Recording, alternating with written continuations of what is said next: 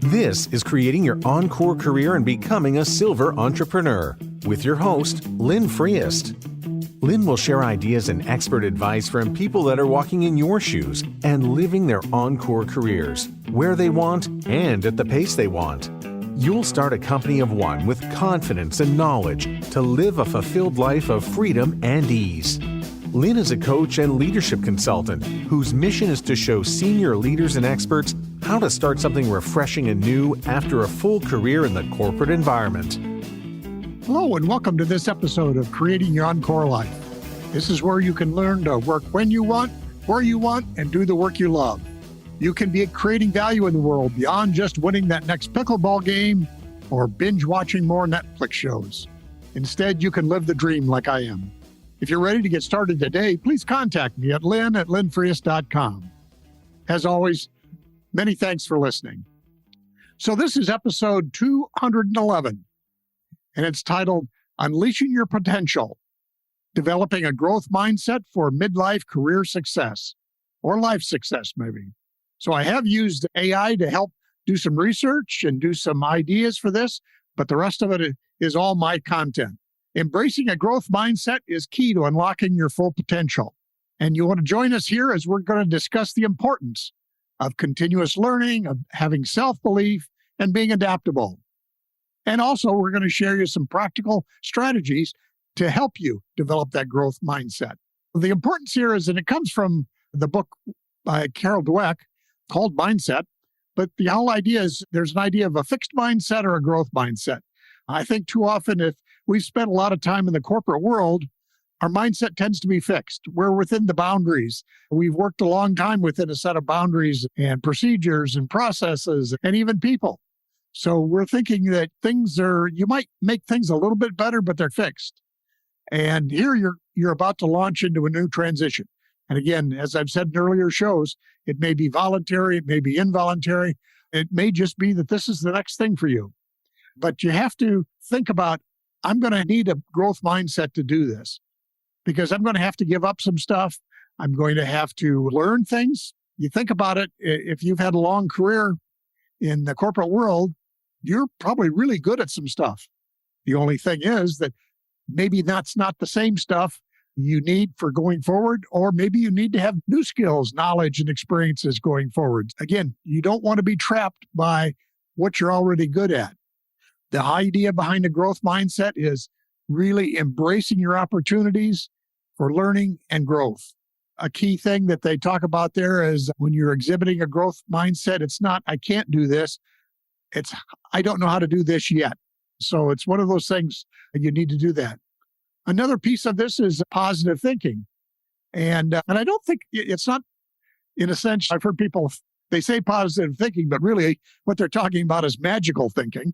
So it's more the idea of positive is you're focusing on possibilities and solutions. And quite frankly, you're going to have failures, but you're always thinking about, okay, how can I do this? I was just on a call today with Mike Kim, and he's pursuing a new skill for him, which is YouTube. And one of the big talents in YouTube said, what you really have to do is you have to commit to making 100 videos and then making each one just a little bit better than the last one. That's going to be how you have to think about moving forward if you're going to maybe have your own business or you want to change what you're doing in life. Whatever it is, you have to commit to doing something, I'll say 100 times, and making each time a little better. And that gets into a third point, resilience. Things are not going to go the way you hoped. Again, I've often said in my career in manufacturing, we wanted to be 99% right all the time. We didn't want to have any mistakes that would affect the quality going to our customers. The entrepreneurial world is different. You are going to make mistakes because you're trying something new. And it's hard to go from being an expert, which you still are, to being an apprentice where, yes, I'm going to make mistakes, I'm going to learn from them, and I'm going to bounce back. And you could have total failures. That's one of the arenas in the entrepreneurial world is 65% of the time you fail. So you'll try things and they simply won't work at all. But then, okay, what's the next possibility? The fourth item, as far as a success mindset, is having a self-belief, having confidence in your abilities. You indeed have been successful person, a successful person in life, you've had success in business, whatever it may be. If nothing else, you've got a few years. You've been successful at being alive. The whole idea is you've gotten through a lot of stuff in your life, whether you thought it was easy or hard, or so this is just something else. And you can get through it. You really can do it. I suffer from the imposter syndrome all the time, thinking I'm just not good enough. I'm too old, whatever it may be. And everybody says, no, you can do this. You may have to do some work and you may have to admit your flaws and your faults and all that, but you can do this. And then that last piece, which ropes around to what I said earlier on, having persistence and perseverance. Commit to doing something 100 times. And again, I think a key point here is the process and not necessarily the outcome. It's not 100 successful videos the guy was talking about, but 100 videos and making each one slightly better. That's been how I've tried to approach the podcast. I've tried different things. I've tried to be a little better at podcasting this one than the last one. But sometimes actually, when I've tried new things, I'll have to say I might have gotten worse because I'm doing something new on the podcast I haven't done before. Just like this, I used to just do all the podcasts in audio. Now I'm trying to do them on video. And I have to remember things like look at the camera and get my notes set up so that they're not distracting. And I'm not reading a script or anything like that. But this whole idea of how can I be genuine, authentic, and yet provide good information and not just be rambling along. So this whole idea of I'll focus on, am I doing the process? And eventually, over time, the outcomes will probably be there. Now, I talked earlier in an earlier podcast about some of the challenges, and they're worth revisiting again, even on this podcast, is you have a fear of starting over, the fear of being an apprentice again. You're a master at whatever you've done in the corporate world, and now you're starting over. Am I willing to learn from people? Am I willing to be mentored by somebody? No, Mike, as he talked about jumping into the whole YouTube thing, he says, all these guys are 17, 18 years old, and I'm 40. In his case, he felt old running around with that crowd. So it's the whole idea of we're in a new arena. We have new people we're connecting with, but there's a fear there. Obviously, another big fear is financial responsibilities. So you really have to think about, okay, what's at risk? And also, what am I investing? Can I make smart investments? I know there's another book, a guy called it Little Bets. And he says, what's the smallest thing I can do? Another gentleman talked to early in the career said, what's your fastest path to the cash? Another quote I had from a guy was, what's the next thing my customer needs to know? And that's important. I think of myself as a teacher. On the other hand, I really should be focusing on what you, my listeners, really want to know. And I tried to do that, but I know I can always be better at that.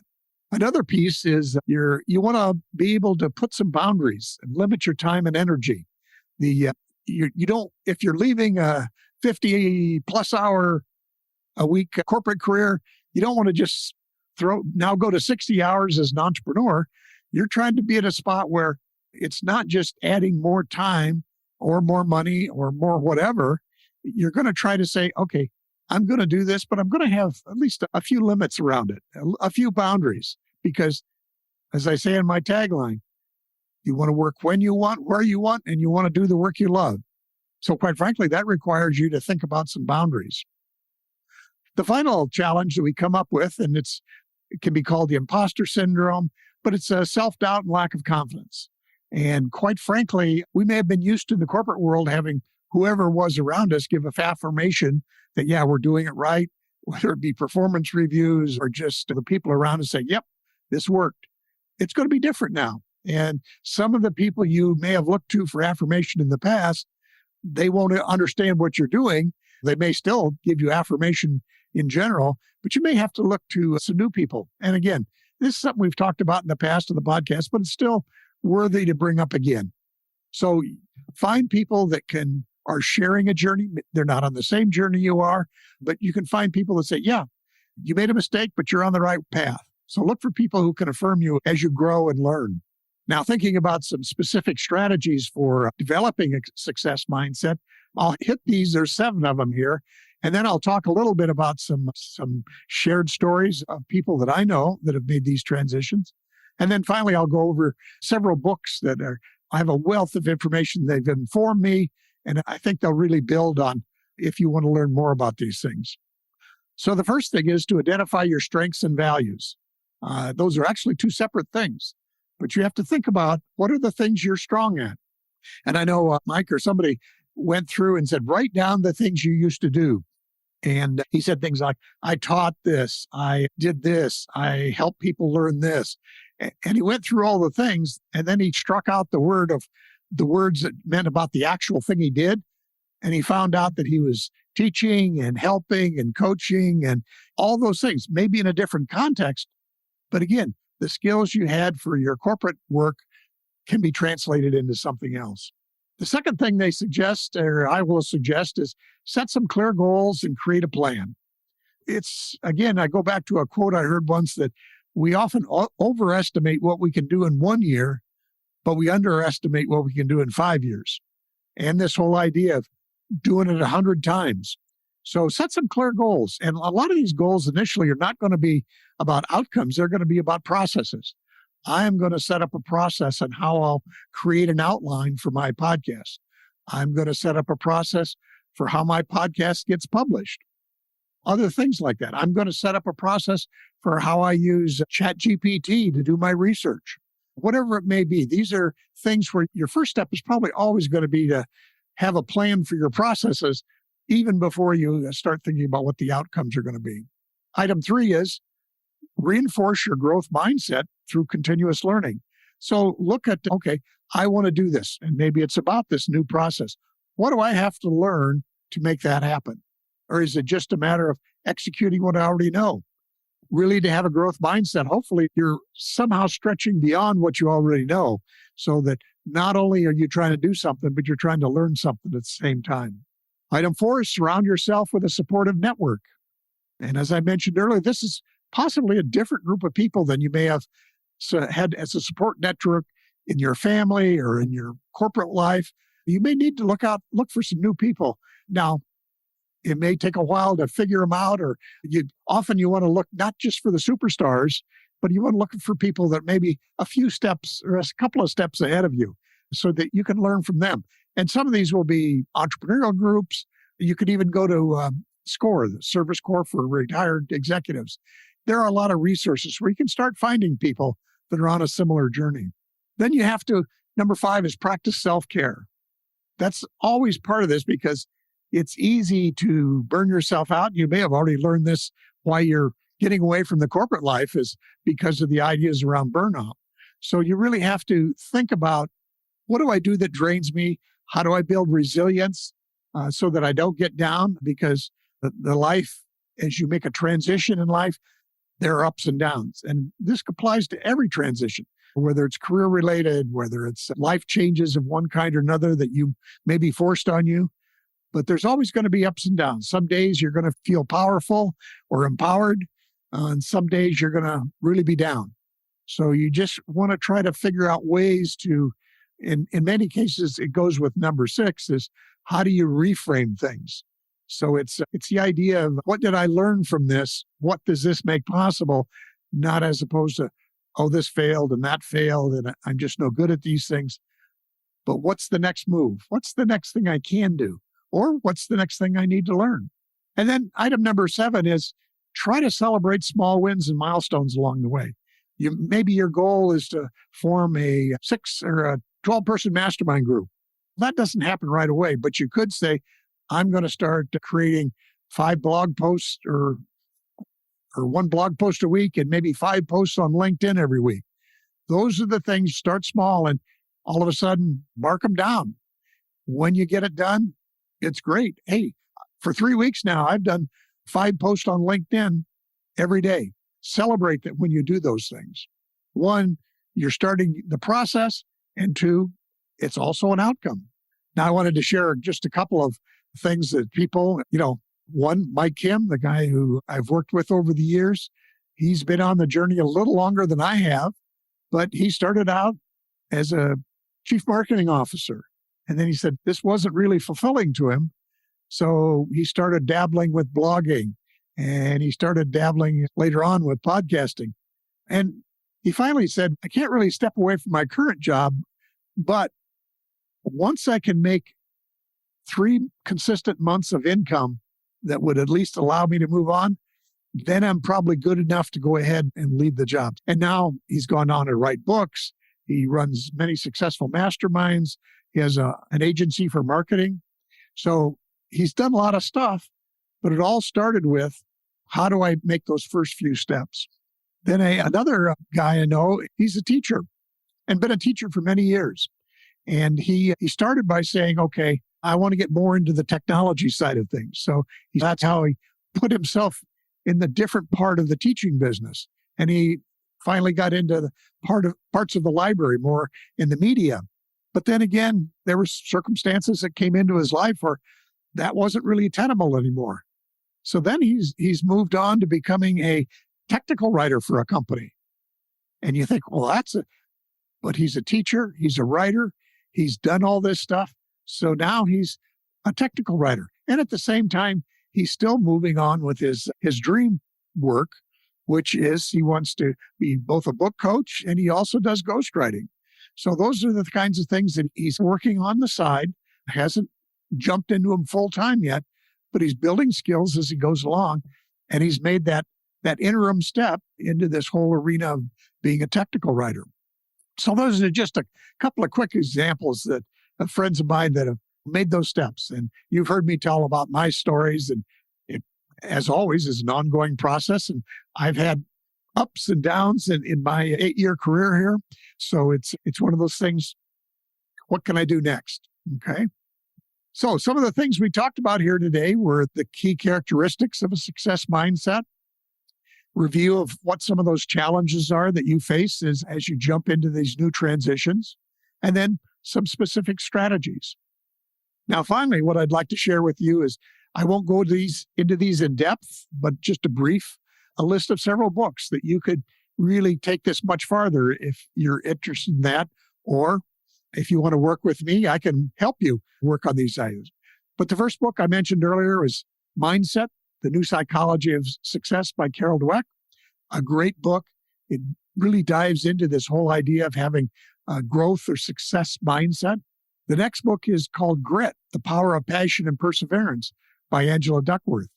Again, this is the one that, okay, what's going to help you through the tough times? Those times where it just seems so far out of reach for whatever you're trying to do, whatever transition you're trying to make. She has just excellent ideas on how to handle that. The third book is called Flow, The Psychology of Optimal Experience. And I can't even pronounce the gentleman's name. I've heard it many times, Mihaly, and we'll just leave it at that. But it's the Flow, The Psychology of Optimal Experience. And he's been the all-time master and the go-to person for how do you get into that circumstance of flow. We've all experienced in life when time seems to stop, we keep doing things, and everything just works. You often see it in sports activities and stuff, but we also see it when we're writing blog posts or writing a book or painting. So he has a lot of great information. Then as we get into the actual details of how do you make these things happen, there's Tiny Habits, The Small Changes That Change Everything by B.J. Fogg. Again, I've talked with him about his material many times, and it's still great. This is how you make those little steps one at a time to create your success. How do you create the next step in your process? But the Tiny Habits is a great method. And then finally, this is a planner, but it's backed up by science. It's the Time Block Planner, and it's a daily method for deep work in a distracted world. It's by Cal Newport. Now, Cal also has done the book Deep Work. He's done a couple of other books, but his whole concept is you need to be able to find chunks of time in your day to do focused work. Because if you're just hopping around like the distraction that we get from social media, nothing happens. We never get deep enough to get anything done. So he's got some strategies in this Time Block Planner to help you actually devote time, and it's not all time, but blocks of time to what's the next specific thing that you need to go to work on. So again, these will all be in the show notes, and I highly recommend them to you. Likewise, if you think you want to work with me, please go over to my website, lynn@lynnfrias.com, and look at some other podcasts, as well as sign up for my newsletter. So look forward to seeing you in the next episode.